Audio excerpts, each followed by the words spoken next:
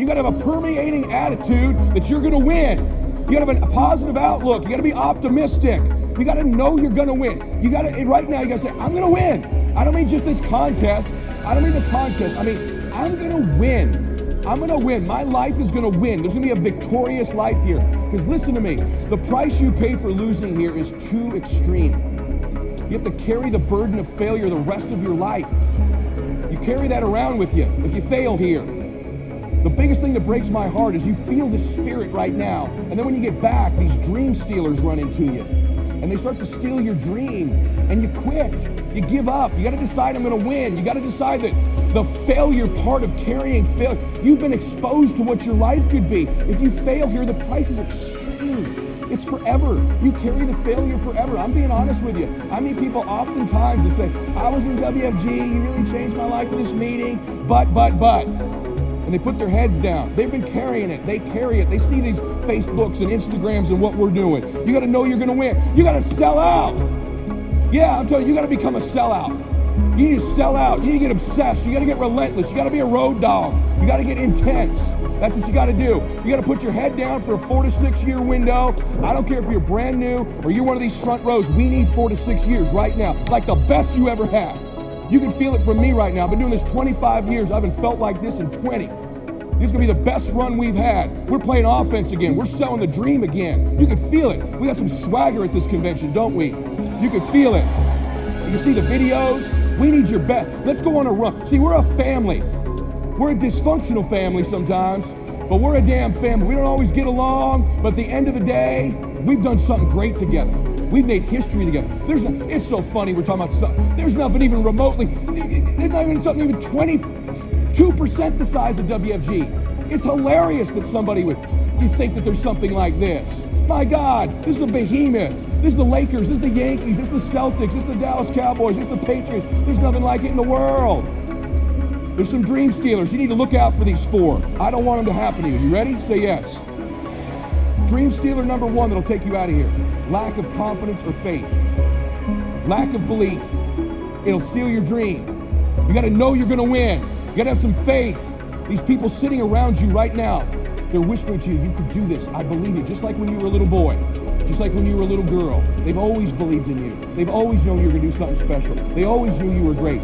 You need to know it. You need to take that God that's sitting there with you and those precious souls that have passed, that have always believed in you, and you carry them with you everywhere. They're with you anyway. Acknowledge them.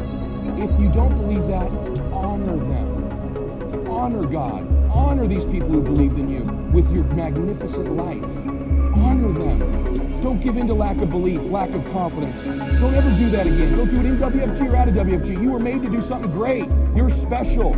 You were made in the image of God. Something awesome is supposed to happen for you. And those of you that have made something awesome happen, something even more awesome is supposed to happen for you. Is the greatest single obstacle to our success is our self-limiting beliefs. Is we believe that we're limited in some way.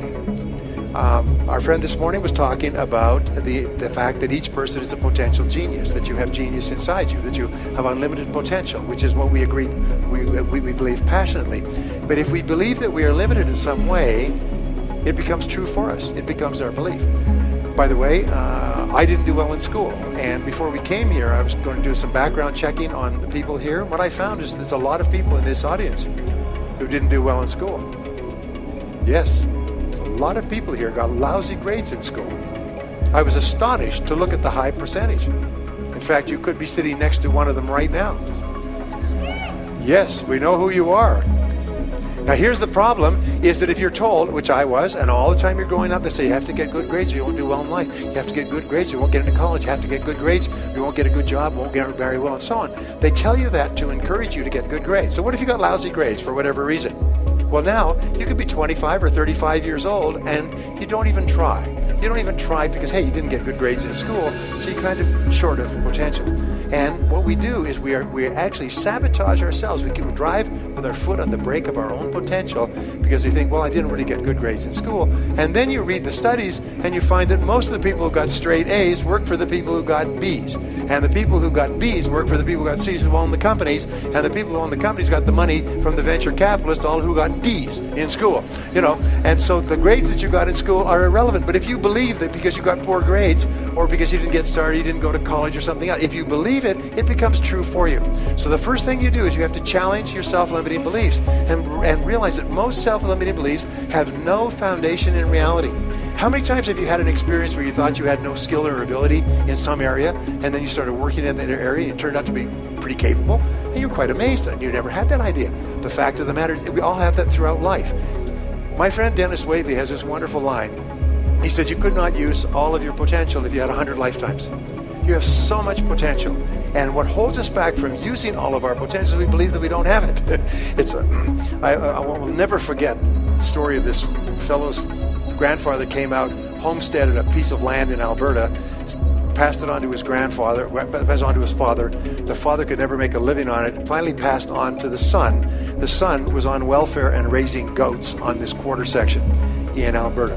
None of the family for 3 generations had ever made any money on this hard scrabble piece of farm. And along came an oil company. The oil company said, can we drill on your land? If we find oil, we'll sign an extraction agreement with you, royalties and so on. They drilled on his oil, they found an oil pool, and within overnight he was a millionaire. He had an income of something like $150,000, $200,000 a year for the next 30 years. He went from living a hard scrabble life, raising goats on this lousy piece of land, and somebody else came along and showed him how to get the potential out of the land. The oil had always been there. That's what this seminar does. That's what Harv does, by the way, is he shows you how to drill oil in your own land and tap into the potential that you have. It was always there. It's been there all this time. But your job is to drill. That's really important. And that's what we're here for 3 days, is to look for insights. So remember this. Always ask yourself, you have a self-limiting belief. What if it wasn't true? What if it wasn't true? My son, going back to David, David was really shy when he was growing up, and so I would say, one thing I know about you, David, is you're not afraid of anything. He said, oh, I'm afraid of everything. He's afraid of riding a bicycle, and he's afraid of this, he's afraid of ghosts in the night. No, David, you're not afraid of anything. And I say to Barbara, he said, one thing I know about David, he's not afraid of anything. And she said, yes, I am. We drive along, I say, well, I really admire David, because he's not afraid of anything. And I would just say this, and I changed his name to Dave the Brave. And then I shortened it to Le Brave. I say, where's Le Brave? Where's Le Brave? Where is he? How are you doing, Le Brave? I called him that. I started calling him Dave the Brave all the time. And at a certain point in his life, he started saying, something, I'm not afraid of anything. It changed his whole life. You reprogrammed him to tell him, because other than that, he had a self-limiting belief. And it's really important. Anyway, so your beliefs are important, and your whole attitude toward life is determined by your beliefs. And here's the interesting thing. You come into the world with no beliefs. Every belief that you have, good or bad, you learn from childhood. And most of your self-limiting beliefs, if not all of them, have no basis in reality. Is you have the capacity to do anything, be anything that you want. You could learn any subject. You could become a doctorate in any university. You could memorize and learn languages. And the more you learn, the more you can learn. The more you use your brain, the more your brain is capable of learning more things. But what holds us back is, I could never learn languages. Shut up, you could learn languages. I'll tell you what, you went to a foreign country, and the only way you could eat is to learn the language and the words for the food. You'd learn languages at a speed of summer lightning. I know, because I've been there. In other words, the self-limiting beliefs have no reality. So the belief that you have to have programmed in, put in your computer, is that you are going to be a big success in life. And everything that happens is part of this great process. Now, the next law is called the law of expectations. Again, there's libraries of books and years of research on this. Expectations theory, by the way, is the foundation of all economics. It determines the drift of stock markets, the movement of world finances. It determines investment. Entrepreneurs have high expectations that their entrepreneurial efforts are going to work. We would not start a business without high positive expectations. So expectations have an enormous impact on our attitudes. And here's the interesting thing, is if you believe you're going to be a great success, you expect everything that happens to be part of the great plan. So if you have positive expectations, like a kid's first Christmas, you're positive all the time. And the key to being positive is to look for the good. Expect good things to happen. We say that whatever you expect with confidence becomes your own self-fulfilling prophecy. Is you are constantly predicting your future by talking about how the way you think things are going to turn out. My self-esteem, even though I was building it up and I lost weight and stuff like that, I'm now around the most uncommon of uncommon people. And I'm like, my God, I'm here. Do I belong here? Do I belong here? So your mind has a good way of taking the path of least resistance. Whenever friction happens, friction causes growth. Whenever friction happens, that's why a lot of us don't have any growth, because when friction happens, we go the opposite direction. So in my mind, when friction happened, my mind said, oh, hey man, let's get out of here. You're not real. You've lied your whole life. You come from this, you come from this, you can barely read. Those things, so whenever times got hard, my mind said, you're not good enough, let's go. So my eyes, my mind weren't connected. So how you combat that is this. I call it the cookie jar. You have to remind yourself. We all have a story. All of us have gone through very hard times. But when we're in a hard time, our mind has a way of forgetting what all we've overcome. I have a way of taking 1 second when I want to quit and saying, okay, you endured this. So I look at my life and how I came up as the ultimate training ground versus most people look at it as why? Woe is me, God, why? Why? I had to flip this upside down and say, hang on a second. God was training me to be one of the baddest men on the planet. That's how, this was my journey, because those things beat me, but they didn't kill me. Thanks for watching and listening. Please share this message to your family, friends, colleagues, and loved ones. Thank you.